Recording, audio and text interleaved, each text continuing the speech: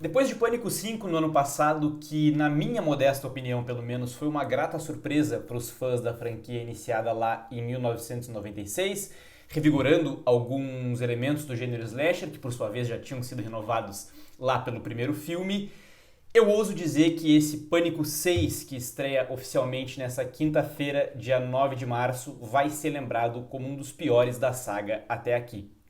Oi, eu sou Henrique Massaro, aqui nesse canal eu falo sobre filmes e séries, estou aqui hoje para a gente conversar um pouco sobre Pânico 6, que estreia hoje e que eu já assisti um pouquinho antes de vocês, numa análise sem spoilers, mas que inevitavelmente vai ter spoilers dos 5 filmes anteriores para que a gente possa conversar um pouco sobre essa história. Pode ser? Vamos lá. Antes disso, por favor, deixa um like nesse vídeo que ajuda demais aqui o canal. Valeu!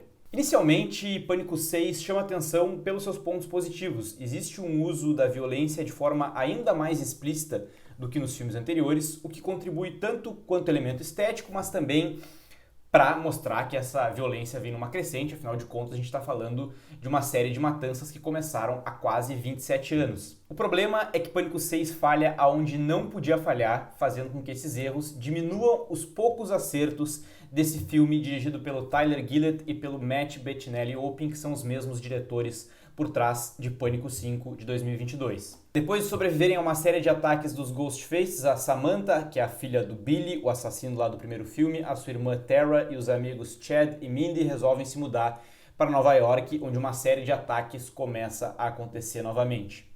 E é aí que eu entro na primeira decisão que eu já considero equivocada desse filme. Trazer a história para uma grande metrópole, por um lado, pode até contribuir para algumas cenas bem interessantes de ação que prendem a nossa atenção à espera ali dos chamados jump scares. Por outro lado, é tomar a decisão de abandonar Woodsboro, que é uma cidadezinha que já está no imaginário de todos os fãs da franquia e principalmente indo meio que contra um elemento bem típico dos filmes de slasher, que é se passar ali numa cidade de interior e não numa grande metrópole como é, obviamente, Nova York. Bem, esses ataques mostram que não importa para onde essas personagens vão, sempre vai ter um serial killer disposto a ir atrás delas e perpetuar o que foi iniciado lá atrás. Da mesma forma como a saga Pânico faz desde o começo, esse filme também aposta na metalinguagem. Os assassinatos de Woodsboro, como vocês sabem, viraram uma série de filmes dentro dos próprios filmes, e através disso os personagens discutem várias vezes sobre alguns elementos e alguns clichês dos filmes slasher. Isso é até interessante porque dessa vez o filme não deixa de dialogar com nenhum dos filmes que vieram anteriormente, todos eles são citados, detalhes de todos eles aparecem em algum momento, e também vale destacar aqui o trabalho do design de produção em recriar alguns dos objetos que apareceram ao longo da saga. Mas o que poderia ser uma grande homenagem a essa franquia muitas vezes acaba se tornando confuso por tentar conectar detalhes que não tem tanta conexão assim. Mais do que isso, o filme não consegue suprir a ausência da Sidney Prescott, interpretada pela Neve Campbell desde o primeiro filme, e que ficou de fora dessa vez por não ter acertado os salários com a Paramount.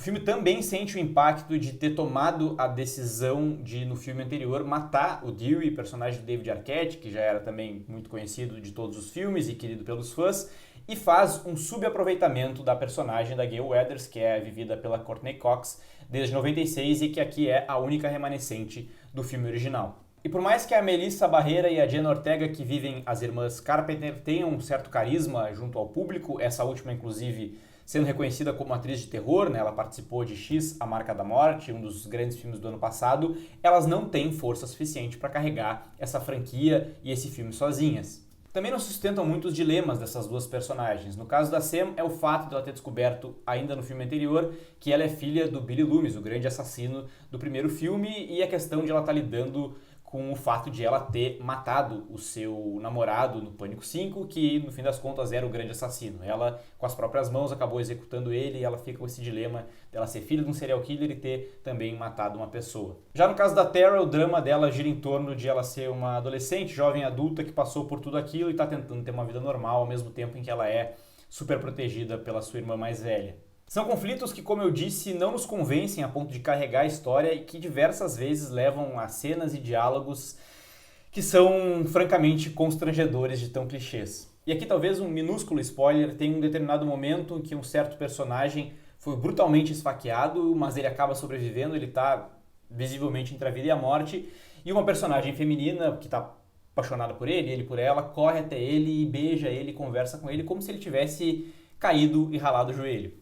Da mesma forma, eu preciso dizer aqui que o momento revelação do serial killer por trás de tudo, que é uma coisa que tem em todos os filmes da saga, é talvez um dos piores de toda a franquia, o que faz menos sentido dentro da trama que foi criada pelo próprio filme. Eu não faço ideia de quantos pânicos vem pela frente, mas eu sei que vai ser bem trabalhoso conseguir sustentar essa franquia com esses personagens e com essas decisões criativas. Era isso que eu tinha pra dizer, esse foi meu comentário sobre Pânico 6. Não se esqueçam de se inscrever no canal, me seguir nas minhas redes sociais que estão passando aí nessa tela, onde eu dou mais dicas e faço mais comentários sobre filmes e séries. Até o próximo vídeo e tchau!